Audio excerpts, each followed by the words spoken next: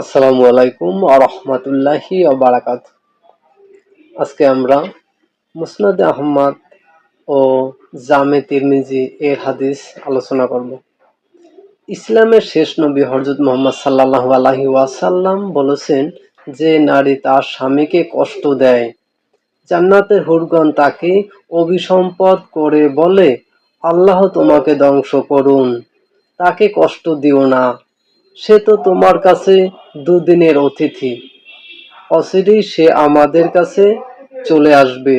এই হাদিসটি রয়েছে মুসনাদে আহমদ, হাদিস নাম্বার 22,101, জামে তিরমিজি হাদিস নাম্বার 1174।